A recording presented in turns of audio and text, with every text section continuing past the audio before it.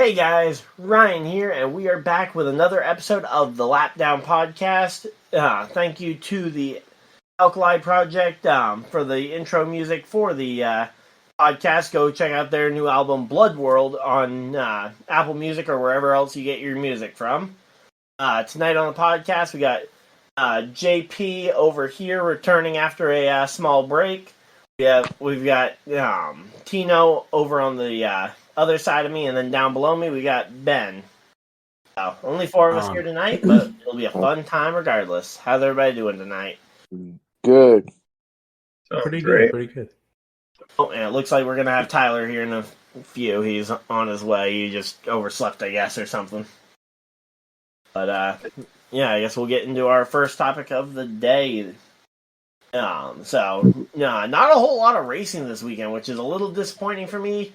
Felt like on Friday night, it felt like we definitely could have had something for on-track racing action, but ultimately only Xfinity and Cup this past weekend to go over. Well, they had the Whelen Modifieds at the Richmond Raceway before the weekend. Yeah, but where the Xfinity race started at like 1:30, and so even Saturday felt pretty empty of stuff. Yeah, it was. Yes. But so I guess we'll start off with the Xfinity Series race at Richmond. Talking about that race, did you guys get a chance to see much of that one? I did. I want to point out Bubba Pollard. I think he did a fantastic job in his first start there in the Xfinity Series. Hopefully, he gets more of a break. He's someone that I really look forward to eventually having on my program. All right. Yeah, so I mean, Bubba Pollard, I think, definitely had one of the most interesting weekends I think I've ever seen from a NASCAR driver. Your first career Xfinity Series start, you're the fastest car in all of practice. Then you go out there and absolutely bomb qualifying on the back row. And then you go out there and just have a nice, quiet top 10 day. Ends up coming home in the 6th position. Tino, did you get a chance to see the Xfinity Series race? I saw bits and pieces of it. Just watched a recap. I was very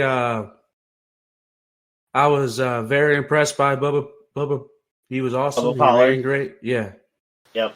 He ran amazing, and I think that JR Motorsports need to really sign him for next year if they plan on, or maybe one of the drivers plan on going up to the Cup Series of some sort or something like that. Well, maybe run a full season. And that's going to be something to talk about in the near future with the whole Chevy program, because there's not a lot of open Chevy seats. Exactly. Unfortunately. And then, Ben, did you get a chance to see any of the Xfinity Series race? No, I missed that one.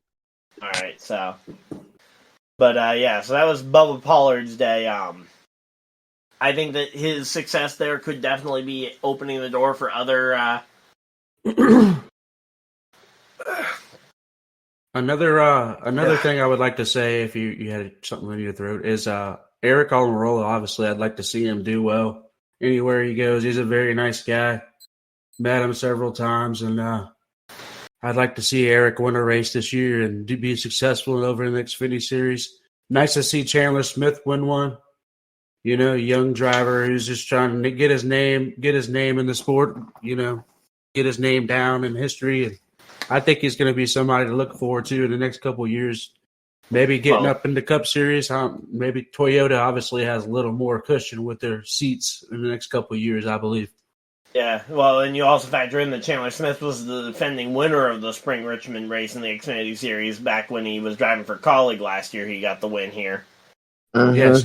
So he has success here. Just glad to see a young driver who wants it more than anybody else going out there and getting the win. Although I've seen him win what before, I was going to say before I started to choke there a little bit was when it comes to Bubba Pollard, does he potentially open up the door for other veteran short track racers to potentially get some of these part-time opportunities? Maybe or someone like a Ryan Sieg Racing to help fill out some of their other cars that usually are having to be filled up by kind of Cup Series washouts that you haven't heard about in 10 years. Yeah, man. Yeah. I hope so. So, Give some more opportunity out there. Also wanted to point out Jesse Love, man. Fantastic start of the season in the Xfinity Series over there. I mean, just having the ride of his life as a young driver. And I Yeah. think he's 19 years old. So I that's guess pretty cool. he's loving it. Oh, he's having the time of his life. He's right up. He's in a great seat. He's in a great car. RCR motors. You really can't beat it. You really can't beat him. You got a good driver behind the wheel in an RCR car. You really can't beat him. Yeah, the main reason why I pointed out the whole Bubba Pollard comparison to other veteran drivers is because 37 is really old to be starting a NASCAR career if your goal is to actually go up into Cup. Like how we were talking about, like Chandler Smith and whatnot going up there, and it's like it's a lot harder when you're starting out at 37. That's kind of right at the back end of your prime as a race car driver, it seems. It's kind of For real. between That was my 37 fault. and about 41 seems to be like the back end of a driver's prime almost always. Yeah. JP, were you trying to say something earlier? Yeah, I was. Okay. Sorry, buddy. I was just going to say, I agree with you, Tino, on the two car and Jesse Love. I think he has really impressed me. For those of you that don't know, I got some insight out with the Comet Racing that I can't get into, but it's pretty cool to have that person on the inside and be able to talk to him whenever you want and see how the team's progressing through the year and stuff. Yeah, for sure, man.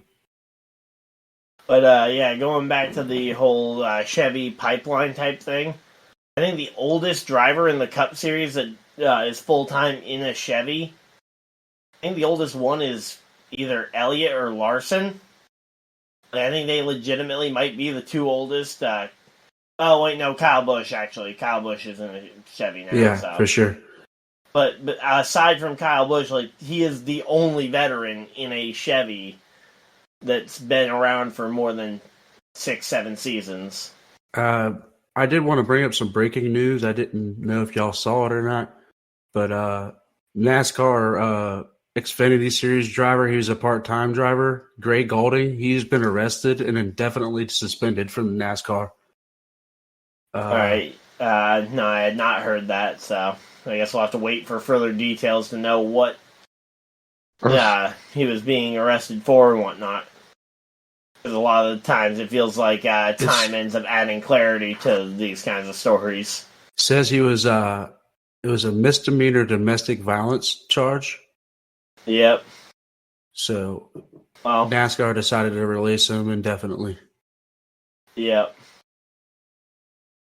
But So, yeah, a little bit of other news on kind of the brighter end. Well, I guess brighter end. Still not great news, actually, now that I think about it, but it wasn't a driver getting suspended. NASCAR did today announce the penalty for, what's his name? Joey Gase and the bumper throw. So they only opted to fine him about $5,000, and he's not getting any sort of points penalty for it. wow, that's a lot of money. Yeah, it is a lot of money, but a whole lot less than they probably could have gone for. They probably could have upped it to 10, 15 grand even. And took away 15 driver points. Well, yeah, they could have taken away all his points probably, but I don't even know if he's racing for points in Xfinity, which wouldn't make for much of a penalty if you go and take away points from a guy who's not racing for points. Yeah.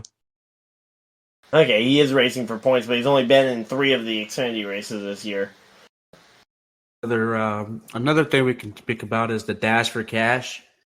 You know, Oh, they always pick 4 drivers every year. They're running for a Dash for Cash in the Xfinity Series. Does that start? Was this past week selecting the 4, or was this coming week selecting the 4? Yes. No, last week was selecting 4, and I think the bonus is at Martinsville this week. So it says Richmond winner Chandler Smith, Eric Amarola, Jesse Levin, and Parker Kligerman will race for the $100,000 Dash for Cash bonus at Martinsville.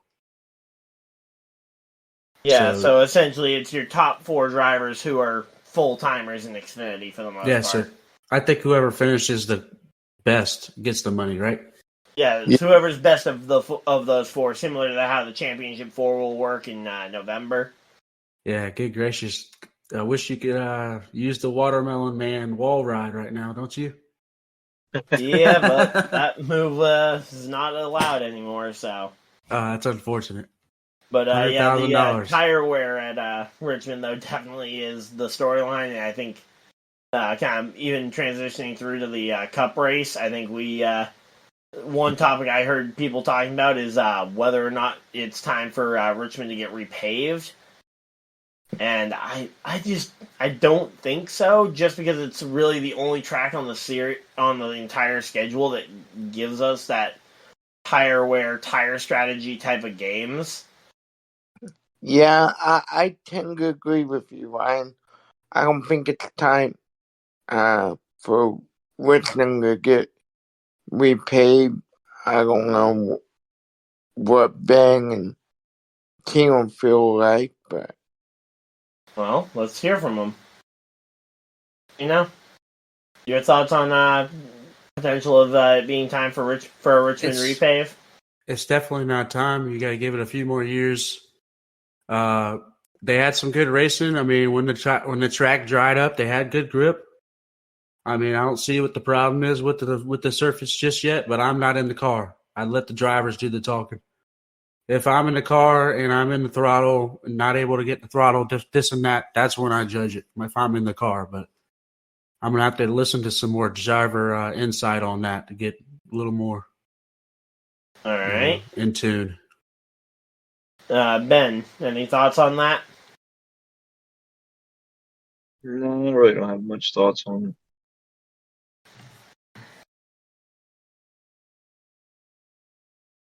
Okay, so here we go.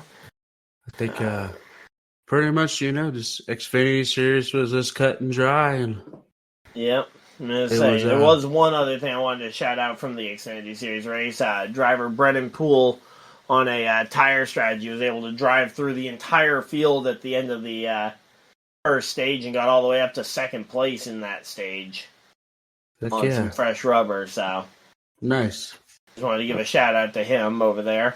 Brandon, he never gets any credit, so good job, Brendan, on that one, man, for real. Yeah.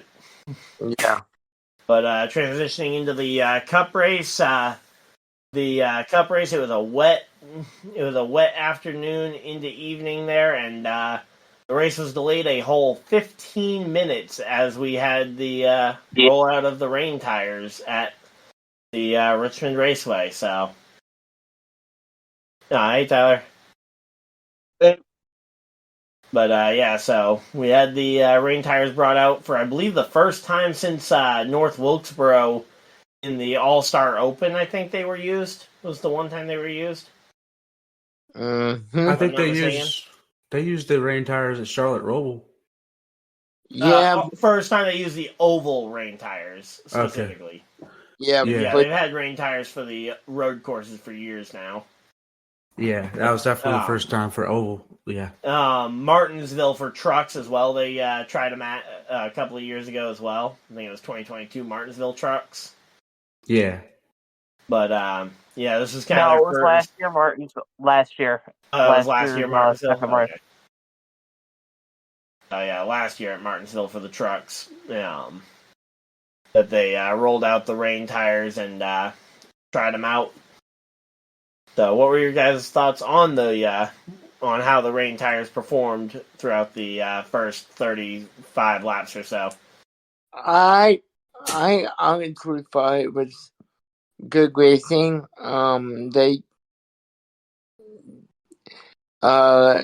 That I don't want to see that every week. I hate it when weather plays a factor in the race, but if they have a way to get the race going, by all means, they need to get the race going.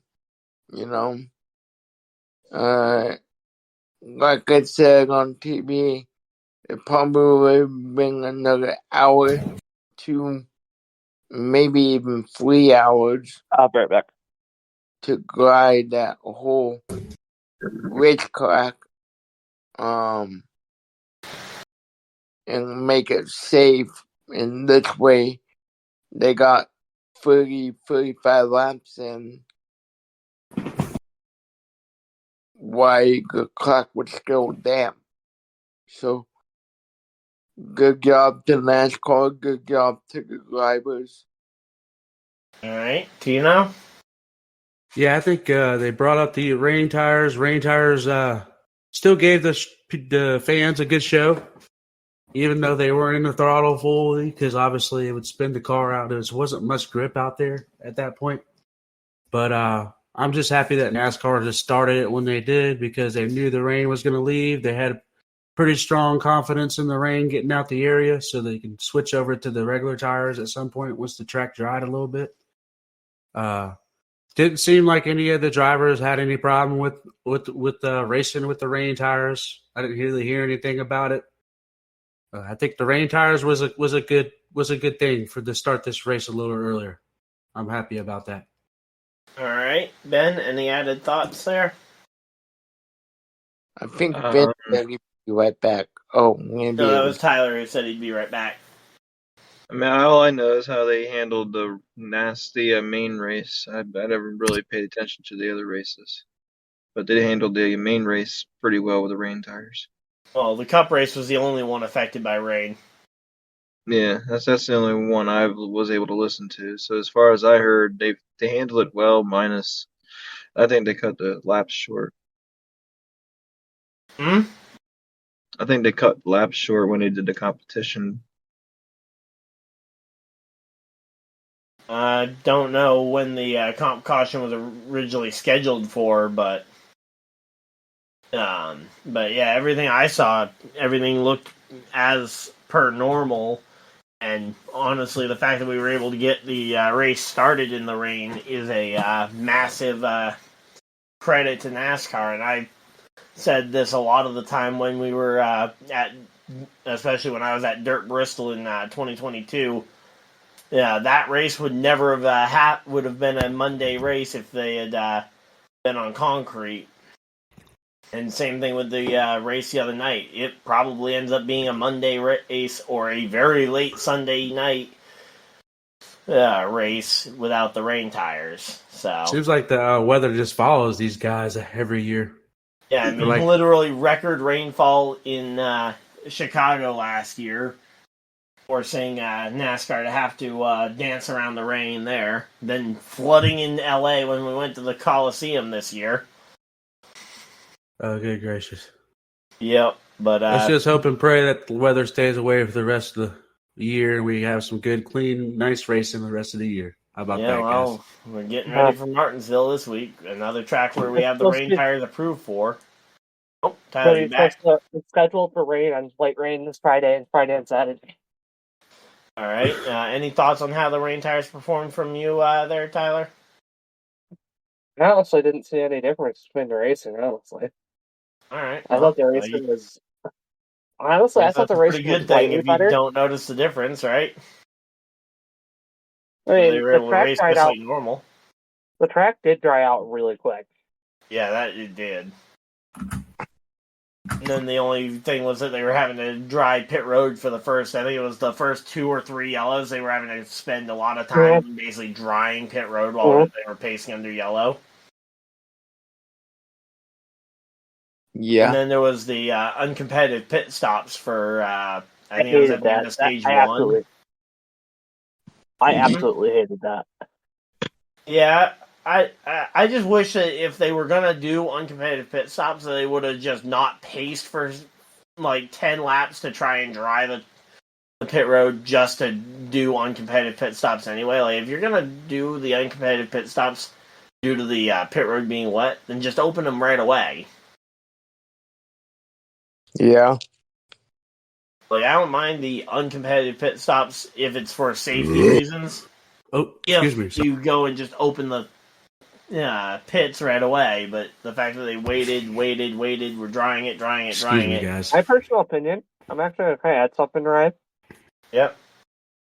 I actually think they should have ran the rain tires a lot longer than they did. I mean, I think it was up to the teams after the first comp caution. I think it was up to the teams whether or not they wanted to run the rain tires. No, you see why I say that? Why I say that is because it would put rubber in the track, kept the track dry, and actually would have created tire wear. And more strategy and better racing. Well, there was plenty of tire wear. That was, trust me, lack of tire wear was not the problem tonight. I mean, yeah, we weren't blowing out tires like we were at Bristol a couple weeks back. Yeah. But as I said, there was definitely plenty of tire wear and plenty of difference in speed across the run. I mean, look at the fact that Larson, with the one pit stop strategy, ended up losing out on time to the guys who came and made 2 full stops for tires in that second stage. Ended up losing out, I think, like 3 or 4 spots over the course of the run, and then obviously the next point of conversation happened, which was Kyle Busch, or more so NASCAR, deciding that yep, that's enough. That's enough of that green flag racing stuff. We don't want to see cars going fast. The Phantom Yellow strikes again, so yeah. I'm sure a couple of you guys have some thoughts on that one. You want to start us off again, JP? About the Phantom caution? Yeah, I got caution, so it could never happen. You know, I know Kyle Busch was struggling, but and I had him for fantasy this past week. No fun intended.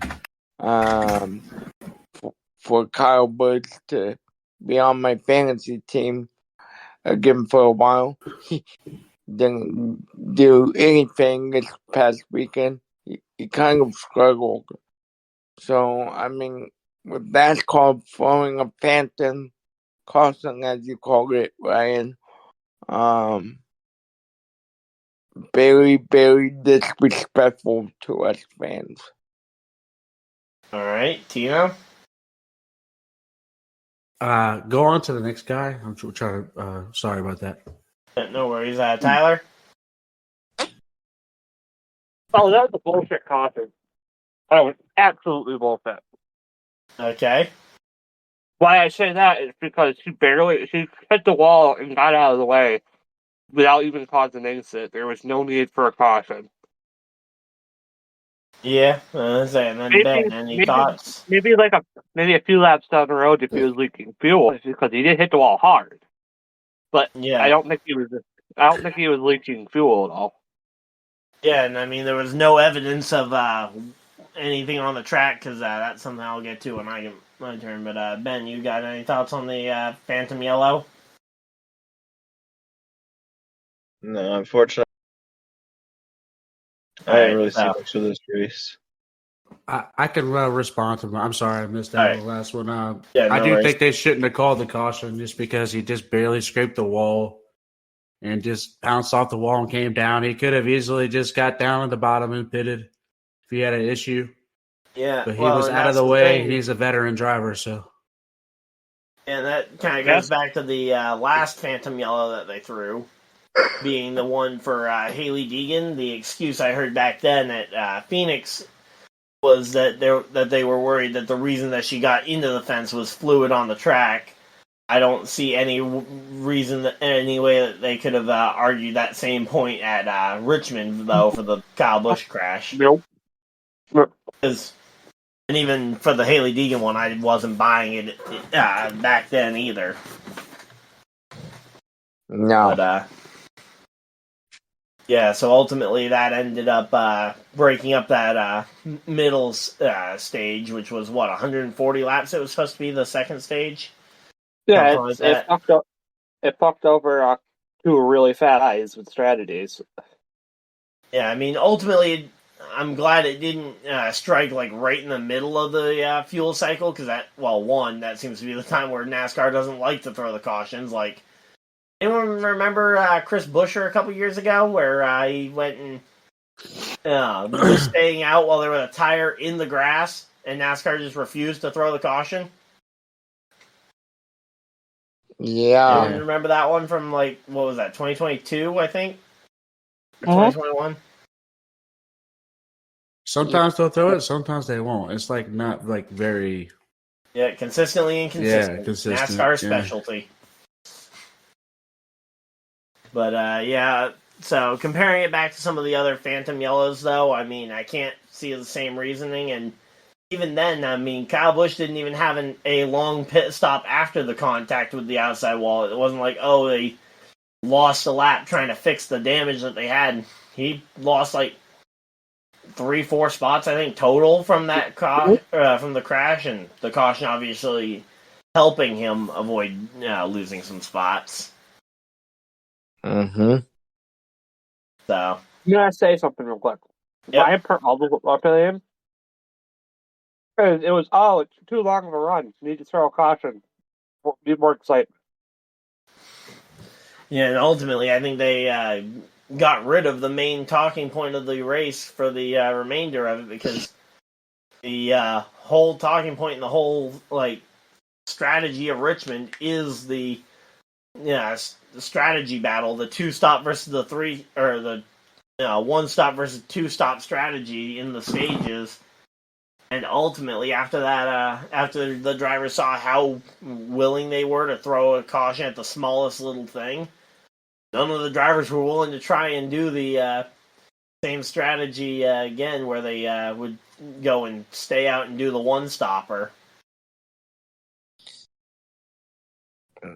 Yeah. I think the only driver who tried the 1-stopper in stage 3 was Christopher Bell. I think was the only one, and obviously he got derailed because I picked him for the week. Because obviously we know I can't have a good pick ever. So yeah, and then kind of the strategy for the rest of the race was kind of very cut and dry. It was just all about who could get in on and off pit road the cleanest, who could carry the most amount of speed in and out the pits, and who got lucky enough with what kind of traffic they came out of pit road into. Mm-hmm. And then you had the late caution between Larson and Bubba that set up that final restart. Yeah, I know a couple of us talked before we went on the air about the caution, but Tyler, you want to start us off on talking about Bubba Wallace versus Kyle Larson? Oh, I want to. All right. Bubba Wallace is a whine ass. He didn't get what he wanted, and that caused a caution. Now, I actually don't want to talk about that. I want to talk about the restart. Well, we'll get to that. But say, Tino, you want to go ahead and talk about the Bubba Wallace Larson crash? Because I know you and I talked a bit before the. Bubba lost talent. Bubba lost talent. That's all I can really say about that. Yeah, so what happened? I think Bubba Wallace shouldn't have. Well, Bubba Wallace had a really good day. I'm gonna give him credit where it's due. He had a really, really great day all day. But it just takes one mistake to really ruin your day anywhere. And Bubba Wallace made a mistake. He came up and he went behind the 5 car, and the 5 car was loose. I guess got in the gas a little too hard and got loose coming out the corner. And Bubba Wallace tried to put his nose behind the 5, and he spun the 5. In my opinion, he could have just stayed below the 5 and would have been okay. Everything would have been fine, but I think I don't know what his deal was, why he put his nose right where it was, but I've seen other people do it, but I don't know. That's just right. Weird. JP, you want to go ahead and talk about that one? Oh yeah, do I ever? All right. So the way I see it is I agree with Tino there about Bubba was having a good day, but it was, I'm sorry, Bubba, but it was inexcusable for you to get into Kyle Larson because all you wanted was a caution. I'm sorry. Now, uh, now NASCAR, you know, didn't see anything wrong, obviously, this week with them, but I'm sure the next topic we bring up, the restart from that caution, is what I'm really fired up about. Yeah. Oh, Well, I have so many words about that restart. yeah, but I feel like I'm gonna spark a bit of conversation here in just a moment, though, when I go and give my thoughts on it, because I got two main points, and I feel like I'm gonna be probably in the minority here. But one, I don't necessarily think Bubba necessarily even did too much wrong, and I've seen that exact same crash happen between a Toyota and a Hendrick car, just at a different track about 4 years ago, when Kyle Right, Busch that's tried to tuck in line behind Chase Elliott in the second race after the Darlington, right? lockdown at Darlington. Tried to tuck in line. And in particular, in this instance, with Bubba and Larson, the two had battled like 6 or 7 times throughout the night, side by side, and I think Bubba was just looking to get in behind him to, one, angle himself for the corner and end the side-by-side battle, potentially set himself up for a bump and run or some other method of passing, but the side-by-side battle hadn't gone his way all night long, so continuing to try the same strategy was just not going to work, so I don't blame him for trying to get in behind Kyle Larson and getting in behind him. The contact happened right at the start-finish line, which is a very odd spot to be lifting off the gas, and that's why I believe that Kyle Larson had to have been loose because, again, lifting off at the start-finish line is really early to be lifting for the corner. So, I agree with that, but I think that he was just in the gas too hard, trying to get past him.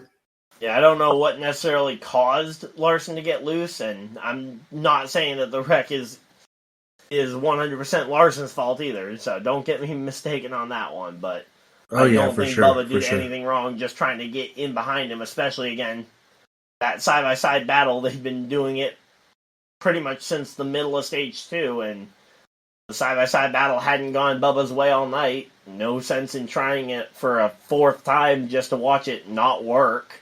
But here's the good thing, no matter what everybody's opinion is, after the race, they talked about it.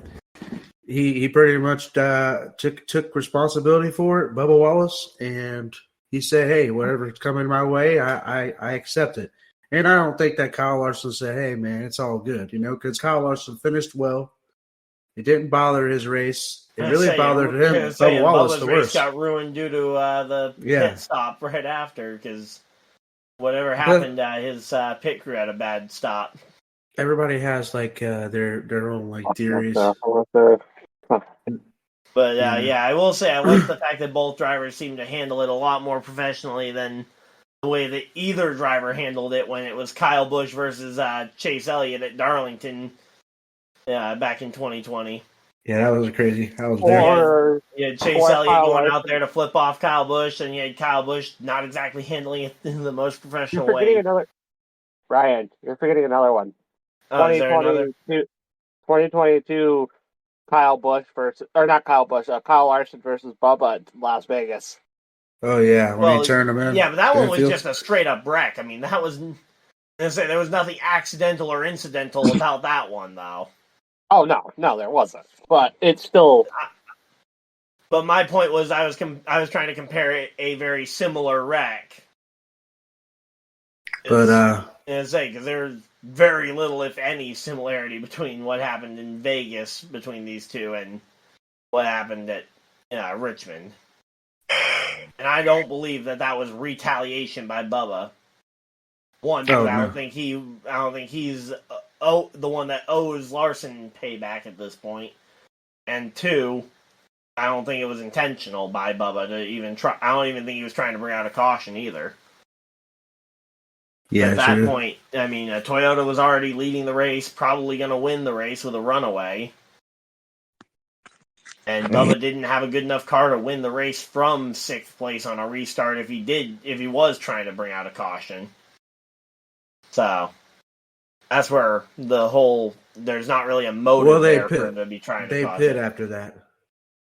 Yeah. So, but their crew is obviously his crew is not good enough to get him up there. His crew hasn't been gaining him spots either. So I'm sure if Will from the Alkali Project was here, he would say the same thing, that crew has not been good enough to win a race off pit road.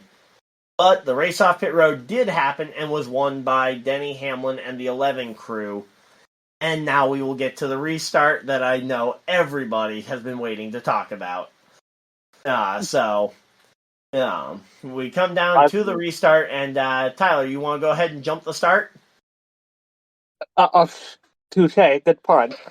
Denny Hamlin 100% jumped that start and screwed Martin Truex Jr. You can see it on the you can see it on Truex's onboard, you can see it on the replay.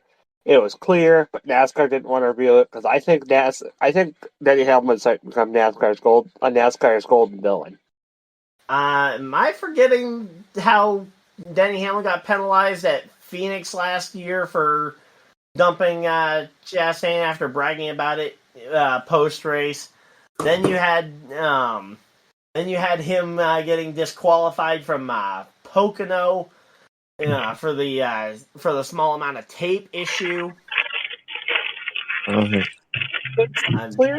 would not say that I think that Hamlin is the golden boy. I'm going to argue it till the last breath that he jumped that start. Restart. Oh yeah, I'm not saying that he didn't jump the start. I'm just saying NASCAR is not giving him favoritism at this point. I could say that, yeah, I believe that Denny Hamlin did jump the restart. But if you watch the video, it obviously he jumped the restart, but MTJ kind of lets off the gas a little bit right before that, they throw the green, and he backs off a good bit. So that's not really, obviously it didn't catch their eye as easy because you saw the 19 drop back a little bit. But I mean, I hate to see it for MTJ because he led so many laps. I mean, that's crazy. Did JP fall asleep again? No, he's here. Let Tyler finish. I apologize, Tyler. Well, you better keep those eyes open over there. So, but the fact is, like, the restart, I still think it's like either way. That whole caution was like that restart put a bad taste in my mouth for that whole entire race. Yeah. No, then Martin Truex Jr. getting all pissed off at Kyle Larson and everybody. Yeah, I mean, I understand him being a tad aggressive with Hamlin, but Larson did nothing wrong in that situation to cause any of that. Yeah, Kyle Larson deserved to put him in the wall. Yeah. Yeah. You talking about MTJ? Yeah. Mm-hmm. Well, MTJ was roughing him up. Yeah. Kyle Larson deserved to put MTJ in the wall at the end of the race. Oh, yeah, I'm sorry. I didn't hear what you were saying. I thought you said he didn't deserve to. I was like, I think he deserved it. Because it looked like Larson was being kind of clean. Mostly clean. The whole time. Oh, yeah, he was. Larson was clean and like, you hit me, I'm going to hit your ass back. I think MTJ was just a little frustrated with his own teammate. Yeah, well, and then that goes to even in Denny Hamlin's podcast, Actions Detrimental, earlier this week, he flat out admitted that he jumped the start. Because he even said that he wasn't looking at where the box was, he was looking over at the 19 to make sure that the 19 wasn't trying to hang back or trying to get a jump start on him. But then he said that he went and he knew he was early. And what is NASCAR going to do? Nothing, because Well, we'll have to wait and see, because it wouldn't be the first time that they've penalized him for something that he's admitted to on his after the podcast. fact over on his podcast.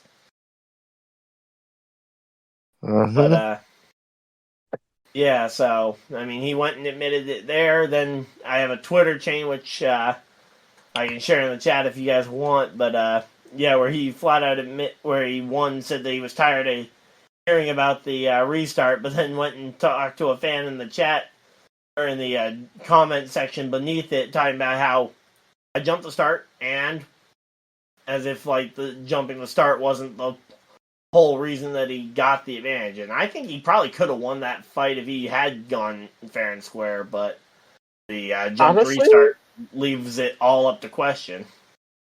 I'm going to say they're going to start revealing restarts now more and more Yeah. after that. Denny, saying something like that on here. I will say, though, I honestly hope that it doesn't end up turning into the next ball and strike call that NASCAR has to call. Because, I mean, look at the whole conversation we had earlier about how they were way too quick on the caution for Kyle Busch, and other times they've been way too light on the cautions. Do we really want to put another decision like that into NASCAR's hands? As much as Right. I hate to say it, NASCAR's going to do it anyway. Well, You know NASCAR is going to, like, you're going to say, like, if you jump it by half a millisecond, you have to go to the back and field it. I guess that one say, and it's called a ball and strike call. I don't think we want another ball and strike call for NASCAR to be judges of. I agree with JP on that it'd one. be different if NASCAR as an organization had built up trust with the fans to make the right call. But at this point, I don't think NASCAR has earned much, if any, trust with the fans to consistently make the right call. I mean, let's be real quick, Brian. In what sport does the officials ever have the trust of the fans? True, but I mean, I would MLB, say, if you think about it, MLB has the most trust in their officials. No. Other than one person. Other than one ump. Other than one what? Other than the ump. one umpire. I would beg a differ. I would say basketball, college basketball has the most trust in their. Well, I do actually kind of see that. Yeah. Well, that's also college level versus pro level sports, which is definitely a difference. But Yeah.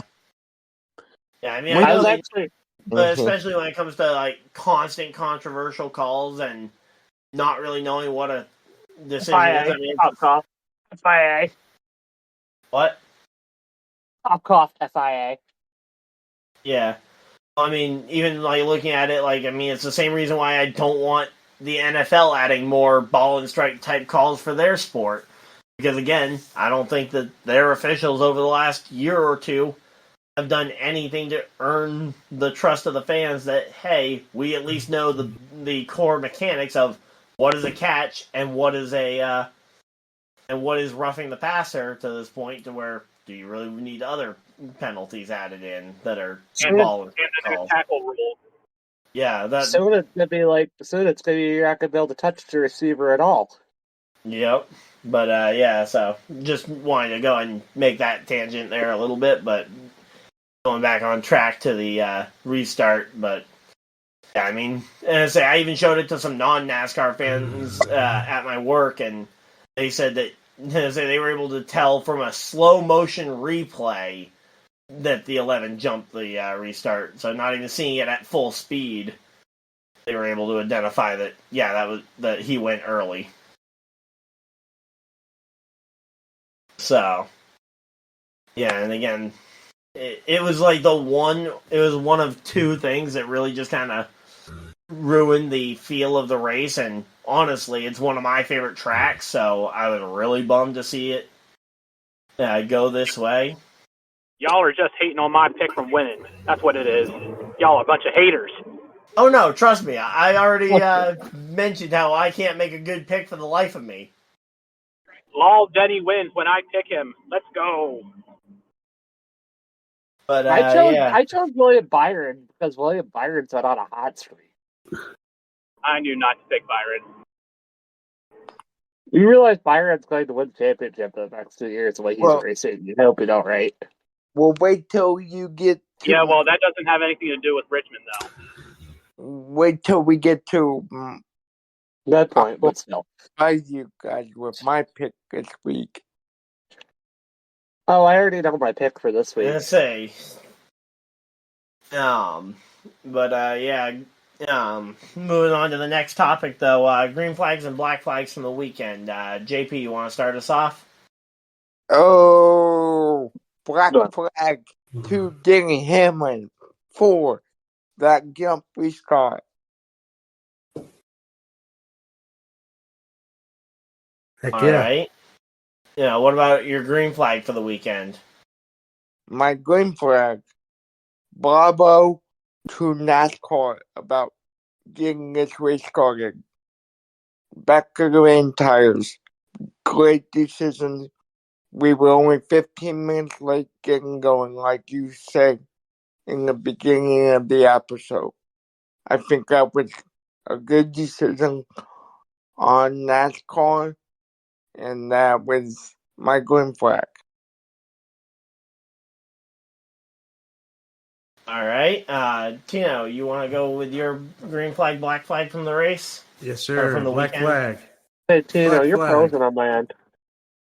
Say what? Oh, yeah, this happens.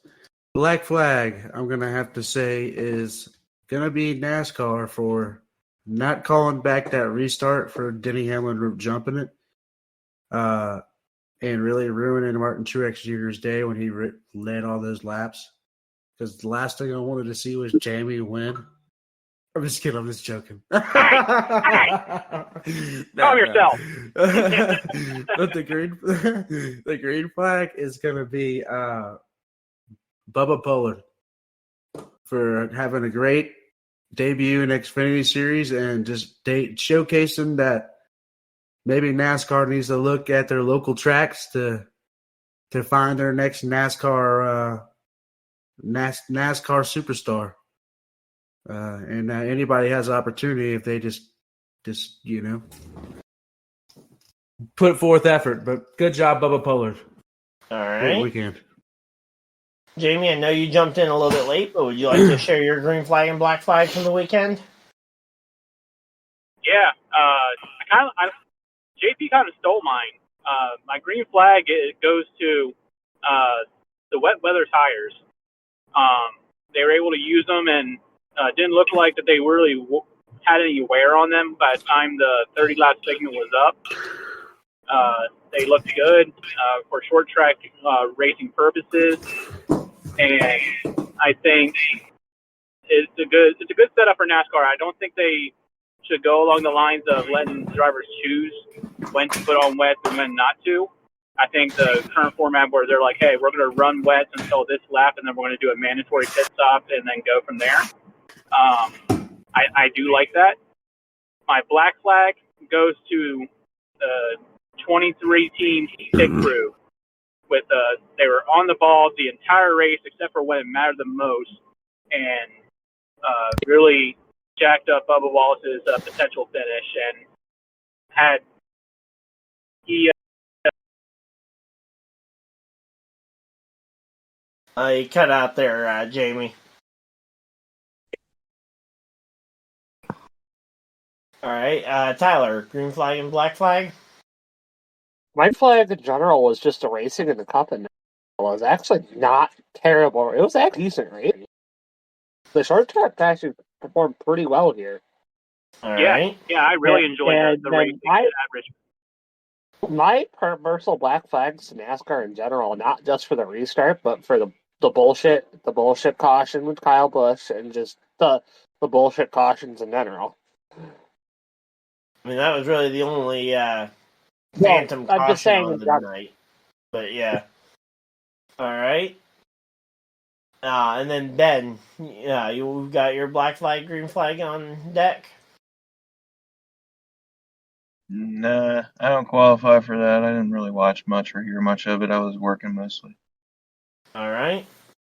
Well, I guess that leaves me, and I've got my green flag and black flag. So my green flag for the weekend goes to NASCAR, as we kind of already mentioned with the rain tires, being able to get the race going on time. It's probably the best part of this weekend, although I adore the racing at Richmond, even though I know a lot of people disagree with me on that one. This is my favorite track on the entire circuit, so. And I will say, going back to a thing that Jamie mentioned a minute ago, with the liking how NASCAR mandates when you put them on and when you take them off. I didn't mind the fact that NASCAR mandated that all the teams start on the wets, but I would have liked it if they kind of left it up to the teams whether or not they were going to throw the mandatory caution still to give them the opportunity to take off the tires after 35 laps. But I feel like it would have been interesting if they left the choice up to the teams whether or not to switch to slicks. That way, if one team thinks, I don't know, that track still looks wet, and they might be able to avoid disaster, or potentially one team gets gutsy enough to go on to slicks earlier than everybody else and makes it work, like Ty Dillon did at the Roval a couple years ago. Well, I'm sure once they collect more information and actually get more data as to how these tires are going to perform on a more higher level basis, I'm sure probably like a year or two from now they'll make that change.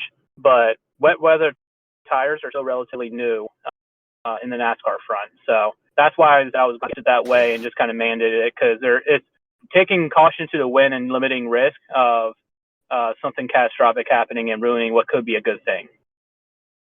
Yeah. I 100% agree with Jamie with that, because if they roll a slip and somebody wrecks hard and gets, even with as safe as these cars are, wrecking hard, you could still get hurt.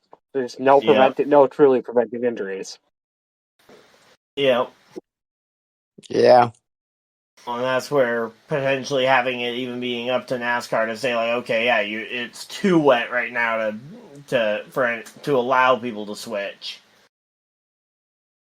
Yeah, would be an interesting thing, but again, it's something that I'm sure we'll see with time. But so that's pretty much everything from the green flags, black flags, and I think we got our Martinsville picks. So instead of going in the same order we've gone in all week or all night, I've gone and put all our names on a wheel, and we're gonna go ahead and spin for the order. That way, there's no advantage to whoever's been going first all night getting the picks, and no one's at a disadvantage because they showed up later. So I am on the wheel, right? Yep. Cool. In fact, you're first on the wheel. Oh, wow. You get the first overall pick. With the first overall pick in the Martinsville 2024 race, Jamie selects Ryan Blaney.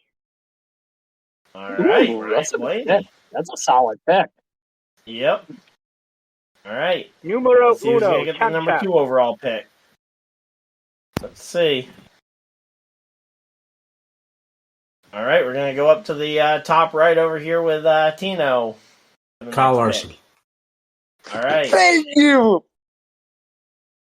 So, JP was shaking. Tino, I knew he goes was and selects Kyle Larson with with that pick, which leaves 4 of us left. JP, did you really expect Kyle Larson to stay on the board for more than about 2-3 picks? I think he was more hoping to be the second or third pick. Yeah, Tyler, your turn. Ooh, I'm gonna step out of my comfort zone and pick. I am gonna go with Ross Chastain. All right. Melon Remember, Man. you can't Hail Melon it. He doesn't have the wall ride opportunity this time. It doesn't mean he's still not that. He's actually been good at Martinsville. He's had solid finishes. to interject, I am immediately throwing another black flag towards Tyler. You use his formal name, and on this podcast, you refer to him as Melon Man. I thought his name on the podcast was Ross the Boss. Nope, it's Melon Man. Just like how my pick is, how Denny is referred to as the villain, and Dennis the Menace. Yeah. That's good. I thought we had Dennis the Menace and Ross the Boss. I respect that, Jamie. My bad. Melon. Thank you. All right. Now we can continue. Yeah, now we can continue with the fourth overall pick. JP, have you figured out who you want to pick yet? Yes, I have. Okay.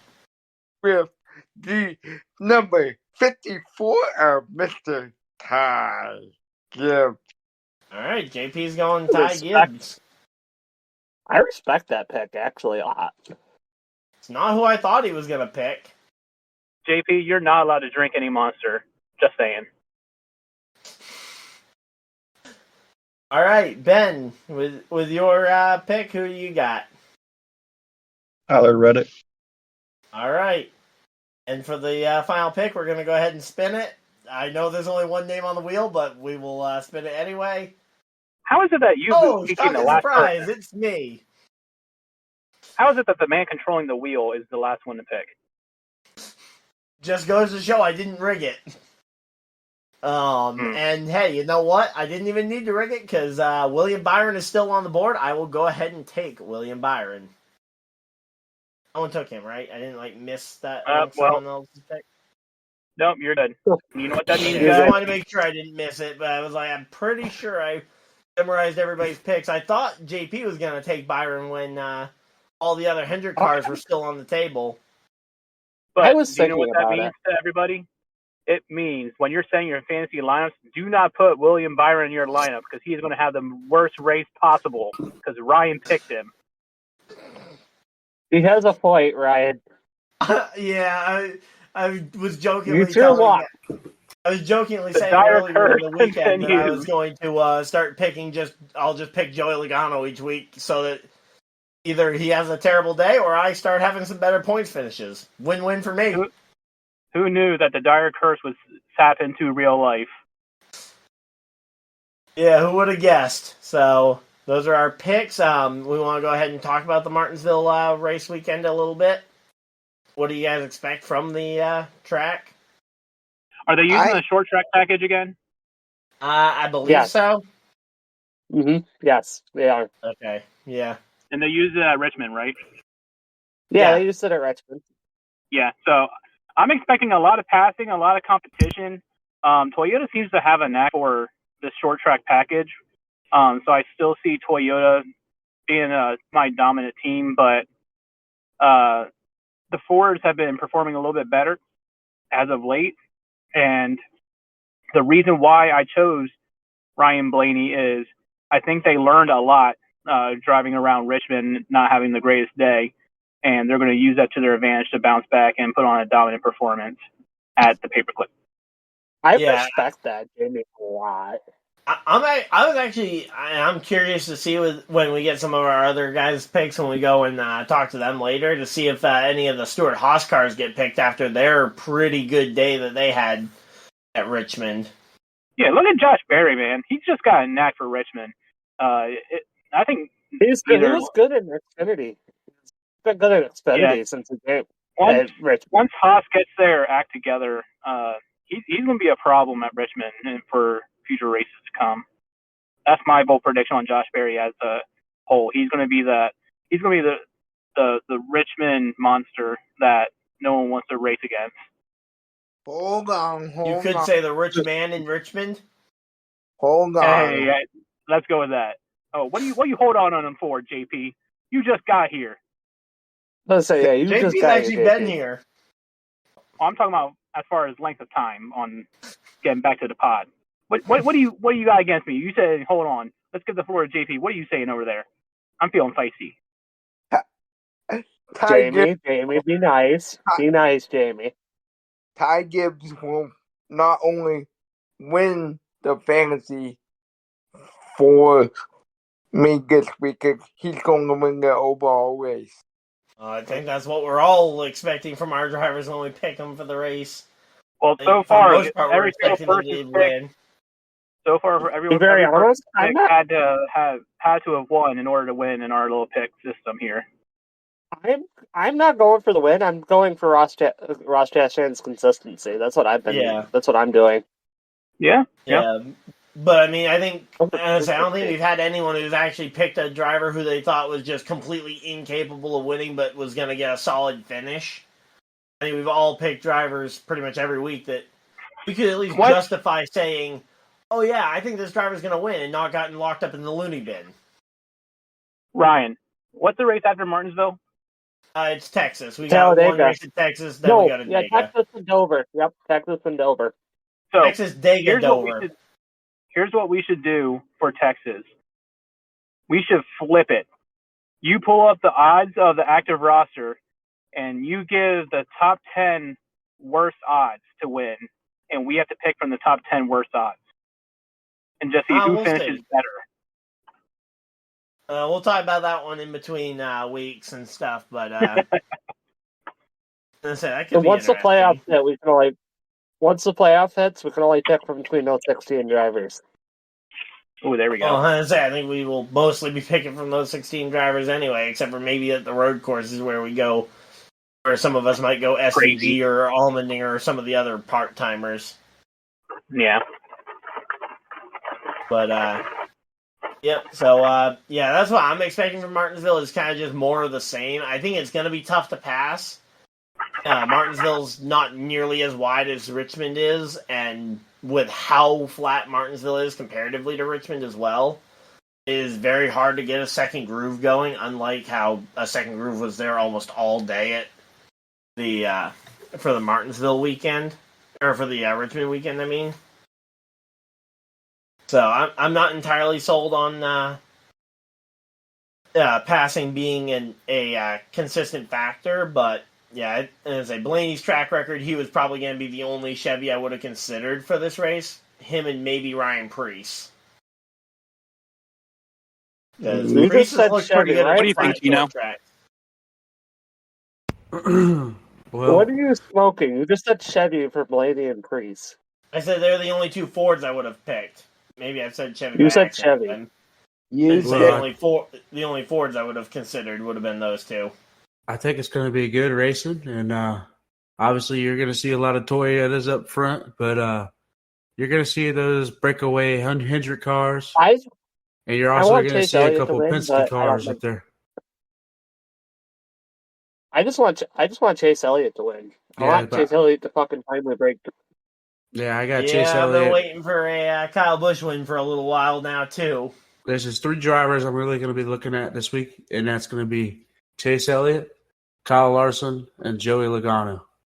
Because they have success at this track. They really enjoy the grandfather clock. And I'd like to have a grandfather clock myself put right there for everybody to see. All right, well, I guess you got to win a race at Martinsville. Yeah, I know. One of these days, maybe. But, Thomas Cup. Thomas Cup better send me a clock. It'd be like this big. I was going to say, be careful what you ask for. Yeah. Yeah, trust me. We will find a way to turn it into a joke. But for sure, man, I think this weekend's going to be a great race, and hopefully they don't have to pull out those rain tires and we get the race on some dry surface.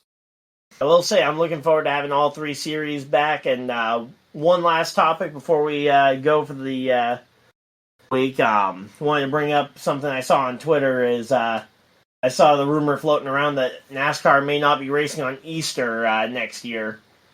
Do we think that means losing a Richmond date? Do we think that would mean just moving whatever race is on Easter weekend to a night race? Or does Easter become an off week again like it used to be?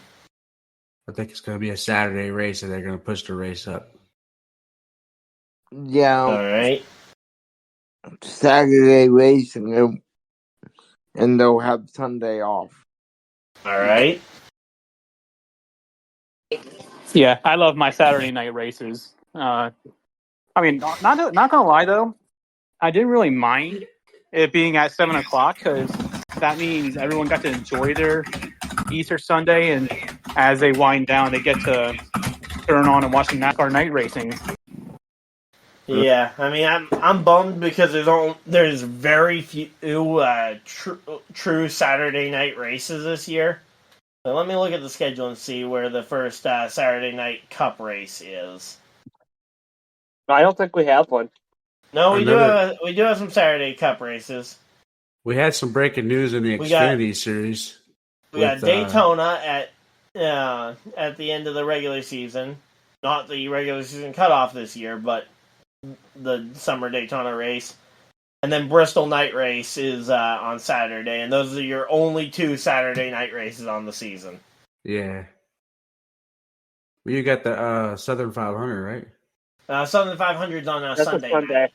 Well, there's a Saturday night holiday race. Weekend. Huh. Yeah, you're right. It's a holiday Monday weekend for Labor Day. Labor Day weekend. But may I add something, Ryan, about there's some breaking news that we had some for the Xfinity series with Gray Golding being indefinitely suspended. But with the Cup series, there's some breaking news that the executives of rival companies are saying Stewart Haas is going to be selling some of their charters because of obviously not being able to, afford it and or can't competition competitively not being able to stay up with everybody else. What do you guys think about that, and how many would they sell, in your opinion, if they sold some? Umo, I think they should go back down to 2. Hold on, JP was talking. Umo, yo. Okay, so JP thinks 2 cars. And if they do sell 2 cars, the Dale Jr. charter talk is going to be ramping up to a obnoxious volume. I mean, almost any level at this point is an obnoxious volume for that conversation, considering we've had it 6 times already, and it seems to never go anywhere. I don't think Dale something Jr.'s that interested. I've been kind of, I almost feel like rumble. Something I've been kind of rumbling about. It's been brewing inside me a little bit. This is coming from someone who is most definitely a Dale Jr. fan, but I feel like it's now, maybe I'm blaming social media for this, but it seems like everywhere I look now, it's Dale Jr.'s opinion on this, Dale Jr.'s opinion on that. NASCAR should do this via Dale Jr. Dale Jr. Blah, blah, blah, blah, blah. And unless you have it's to. getting very annoying. Yeah, it is. Dale Jr. Download is a very popular podcast. In my opinion, I think it's the podcast that started all racing podcasts. So I think that when you hear anything, it comes from his mouth, because Dale Jr. Download is one of the best podcasts that came out in NASCAR history, because one of the first. Well, I think I got to put it second to the lap down. Oh yeah, second to the lap down, we got the Dale Jr. podcast. So. Yeah. Second to the lap down. Yeah, he's. I like his podcast. He pretty much is yes, I am that friend that you have that keeps you accountable. So what I don't sugarcoat anything. He doesn't hide anything, which I like.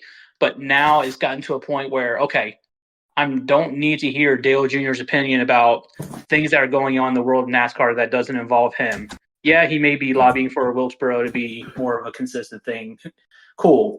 But then when it comes to different things that happen in the race, when you're talking about from a production standpoint and on track racing and things like that, it's almost like he's leveraging his opinion and his popularity to force NASCAR into doing things, and I don't like that.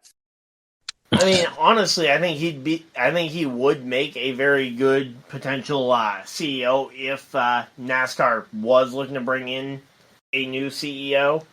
I think he'd be a good potential person to put in that role, but until he's officially in that role, it is one of those things where the fans seem to like a lot of his opinion, but it's definitely gets too loud. I actually add something.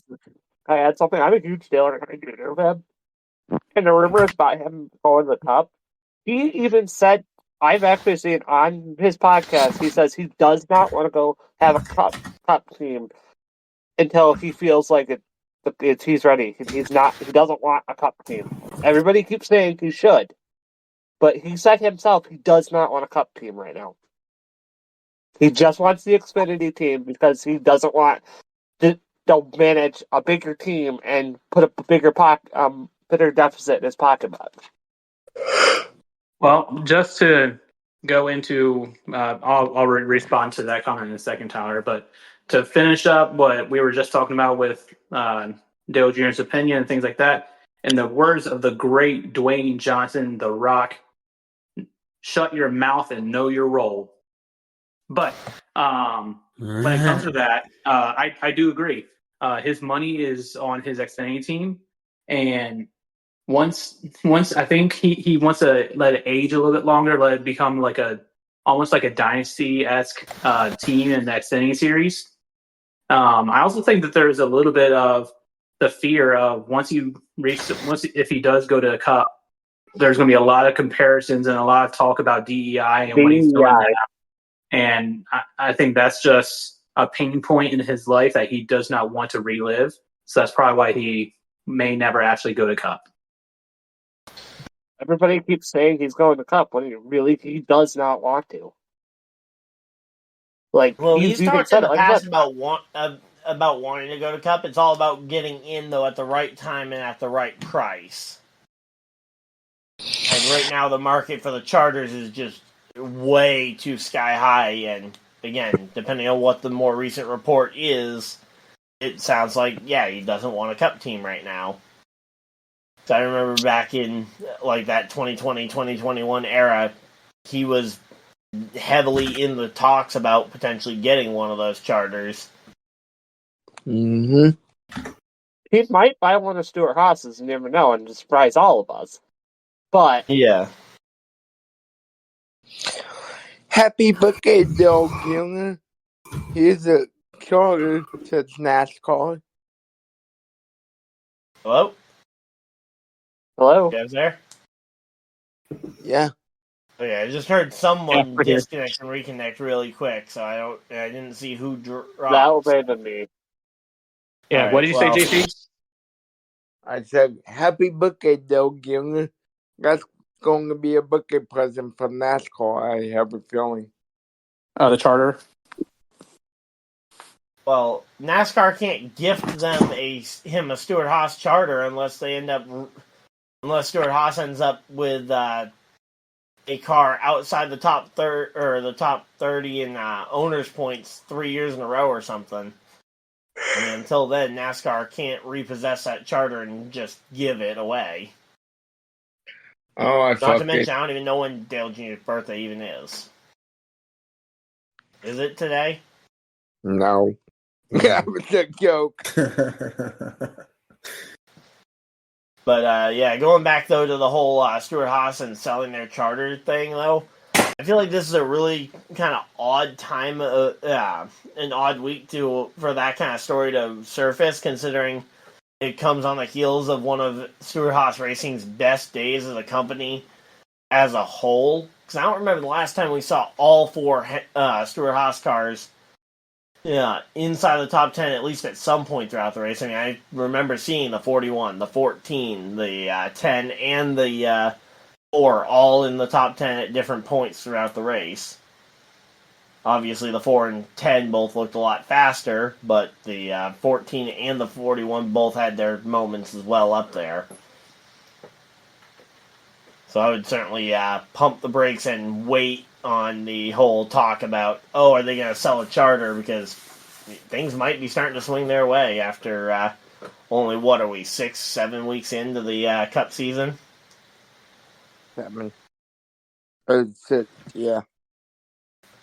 Going on. So, I mean, the point is that, they have a very young roster. And, remember what happened with the, with Hendrick Motorsports when they went to an extremely young roster. It takes time for a young roster to solidify itself, especially at a team that has been shaky ever since its beginning, outside of 1 or 2 cars a year. So, I would just wait a little bit longer to say for sure whether or not Stewart-Haas sells a charter, just because I think they could very well be trending in the right direction.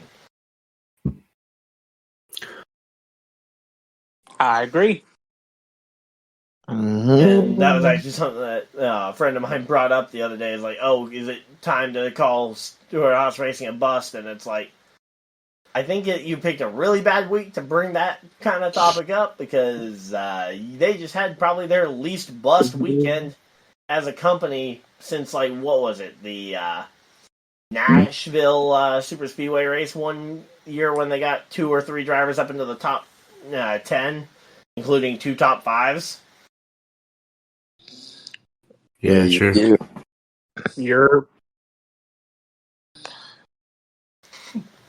So, but unless any other breaking news is broken while we've been recording this, I think that's everything from Richmond, and looking forward to Martinsville. We've gone and made our picks. We've gone and talked about the racing we expect.